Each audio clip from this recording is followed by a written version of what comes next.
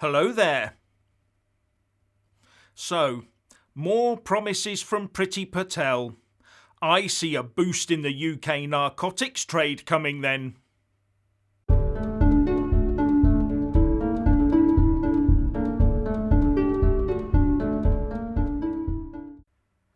As per usual, please like, subscribe and comment below. And when subscribing, please do press that little bell, but also select the all option, or you won't get any notifications when I publish a new video. If Priti Patel is as successful at dealing with this as she's been with the red carpet across the English Channel, then I see a massive boom year ahead for drug pushers in 2022. The PM Boris Johnson and the Home Secretary Priti Patel have announced a multi-million-pound assault on the county lines drug trade. Writing in the Daily Mail, Patel said, "Drugs ruin lives. They are a scourge on our society, fueling violence and crime. They destroy relationships, families and communities. The misery they spread is untold." And she goes on to say that the criminal drug trade is run by dangerous people whose evil has no limits. They have for years exploited and abused vulnerable children to peddle their substances and enslave them into their deadly networks. Children as young as 7 are being used to deliver drugs by these sickening gangs. Followed by, "As Home Secretary, I will not stand by while such dehumanising exploitation and criminality takes place." So I take that to mean the channel problem is insurmountable, so let's take that one out of the headlines and focus on another task that we'll probably also fail at.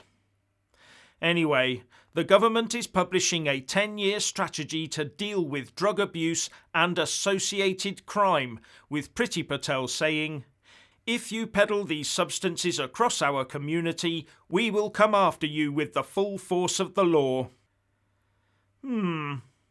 I thought that was always the plan.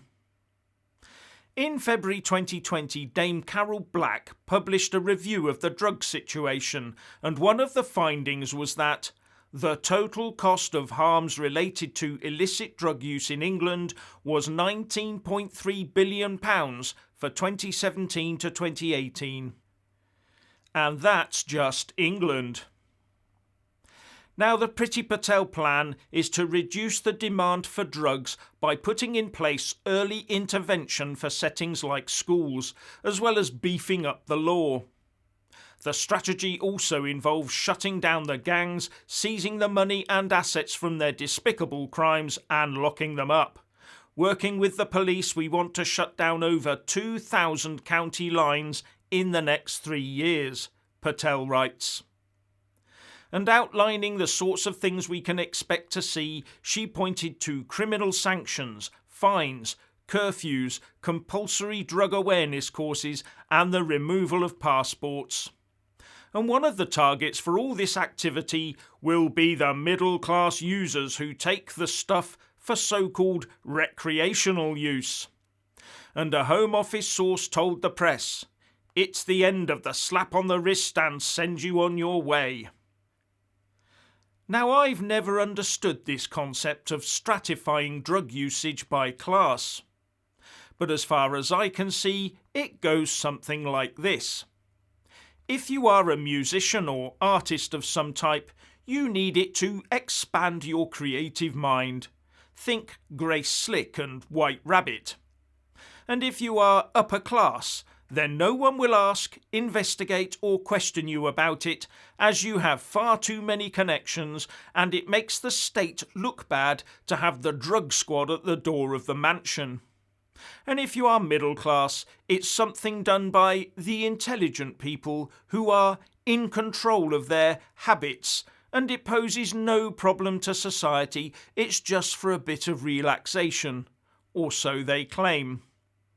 For the lower class users, it is seen as a disgusting habit undertaken by feral types in dingy homes in Sink estates, with murky thugs swapping raps for notes in garbage-strewn alleyways.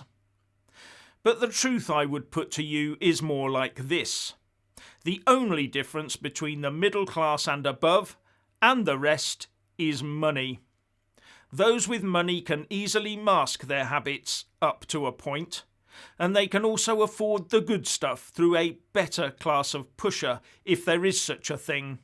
Not for them the skanky, half brick dust stuff from some guy they don't know that the proles have to endure. And the artistic lovies seem to be able to rely on their industry to shield them, or at least those at the top can. But all of them are driven to continue because they are totally hooked on the stuff. All of them are equally hungry for their next fix. There's nothing recreational about it. Some have to hide from the plod and scurry back to a dirty used syringe at home, while others can snort at a party in between quaffing their champers and chomping their canapes. Just like some of those happily drawing pay and expenses in Westminster.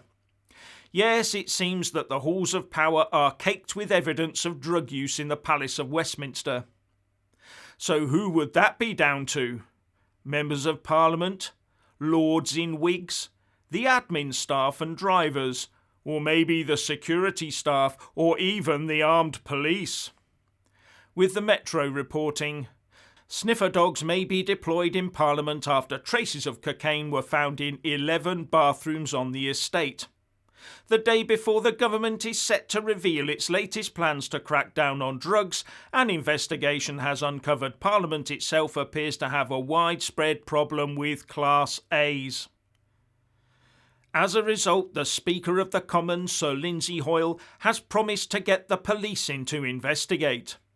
And according to the Times, of the 12 lavatories tested, 11 of them had traces of cocaine.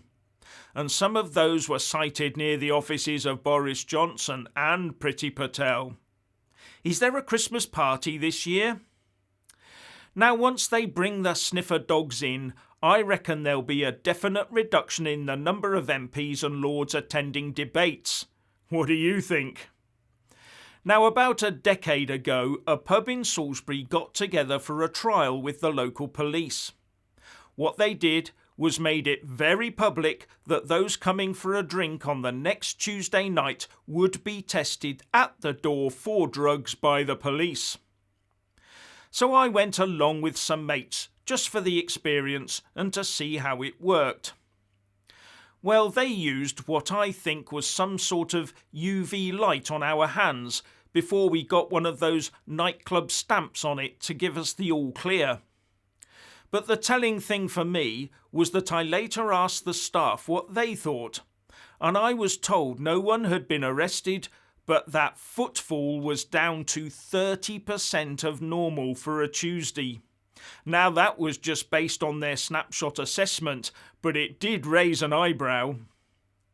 Anyway, back to the present. The government has put 145 million quid forward for this 10-year plan, and there will be an expansion of testing and an extra 550 million pounds for rehab.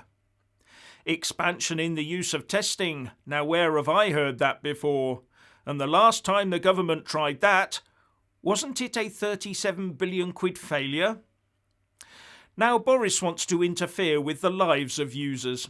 So he's promising passports and driving licences will be confiscated, as well as the imposition of travel bans. So one assumes the trade in stolen and counterfeit documents will also be on the rise as a consequence. There is even a plan to get hold of drug pushers' mobile phones and text everyone on their contacts list that drugs are bad and they should go and get treatment. As if those users that phone or text their pusher use their work iPhone and not an anonymous or stolen one. But the sobering stats are that according to the Telegraph, in the year to 2020 there was a 13% rise in drug offences, and also that half of all murders and acquisitive crimes were linked to narcotics. Now some will talk about legalising the whole shebang, collect the taxes, leaving the pushers with no trade and be done with it. But there will always be those out there for whom a legalised source would be a problem. doctors, nurses, airline pilots, service personnel, police. But the UK government has decided to go down the enforcement route. Now, is Putin really going to go for broke and invade the Ukraine early next year and leave the whole planet in dust? But before I get into that, I just want to say a massive thank you to all my Super Thanks, Patreon and PayPal supporters, as well as those that do buy a mug with my mug on it. Links in the descriptions box below. You really do help me keep this channel going. The Times is reporting that the Kremlin is gearing up for an assault on multiple fronts next year. And according to satellite imagery, Putin has already amassed somewhere north of 70,000 troops on the border with Ukraine. And it is assessed that that could climb to 175,000. And The Independent reports that intelligence shared by the United States has reportedly convinced its EU and NATO allies that Russia may intend to invade Ukraine shortly. But Russia views the Ukraine as a stolen territory, and there is no sign that it will ever relinquish that claim. Russia wants to right what it sees as a historic injustice. Russia is also miffed because the Crimea was put in the care of Ukraine when the USSR was still a thing with no end in sight to it. And after the fall of that huge Soviet bloc, the Ukraine ended up going its own way and taking the Crimea with it. So Russia ended up using force to wrest the Crimea back from the control of Kiev. And the eastern Ukraine contains a lot of Russian support. But according to Reuters, President Volodymyr Zelensky said Ukraine's armed forces were capable of fighting off any attack from Russia as the country marked its National Army Day on Monday with a display of US armoured vehicles and patrol boats. US hardware that Joe Biden has been recently sending across to the Ukraine. But will all this lead to war?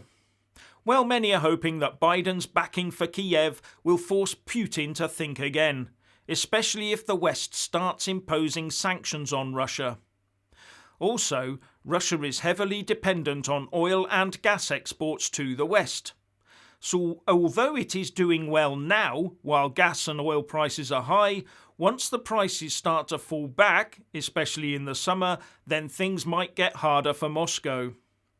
But the big point to note is that the GDP of Russia is just about $1.5 trillion, compared to Germany's $3.8 trillion, France's $2.6 trillion, and the UK's $2.7 trillion. Although Russia does have over 1 million people in its armed services and spends the equivalent of about 46 billion quid a year, or 4.3% of GDP, on its defence. It also has a 1-year conscription service, so one assumes it could call on a sizable reserve if needed. Now, one theory being put forward is that Putin could split the EU in two by separating Poland from Lithuania, Latvia and Estonia to the north. Now, here's a rough map of the region with the Ukraine in the centre. Russia is to the northeast, the Crimea is to the south in the Black Sea, Russia's friend, Belarus, is to the northwest of the Ukraine, and the EU countries of Poland, Lithuania, Latvia and Estonia lie to the west. Now, just for context, Russia has allies here in the form of Belarus, but also in the Donbass region to the east, which is the eastern part of the Ukraine currently controlled by Russian-backed separatists. Russia also took control of the Crimea back in 2014. And the Russian troops are gathering in force in the Crimea and to the east of the Donbass region. They have also conducted some snap drills with Belarus forces near the Polish border. But also note that to the west, on the edge of the Baltic Sea, there is a wedge of land between Poland and Lithuania. This is Kaliningrad, which is actually an integral part of Russia. Now, some people are theorising that Putin could use irregular migration to fill the border area between Lithuania and Poland, a 40-mile-long area called the Suwalki Corridor or Suwalki Gap, to further destabilise the area and join Kaliningrad up with a pro-Russian ally. And remember, Belarus has already been engaged in this sort of activity on its borders with Poland and Lithuania. And then Russian troops could quickly follow into the corridor to re-stabilise it. And some experts put the timescale for this to be achieved at 2 hours. But as many have pointed out, that would be invading the NATO countries of Poland and Lithuania. Not a clever move. Because an attack on one is an attack on all. But what that comes down to is the will of NATO to act. Or more importantly, the will of Joe Biden to act. And even more importantly, Putin's view of the will of Biden and then NATO to act. Then there's the EU to consider. What would they want? A protected Ukraine or Russian gas?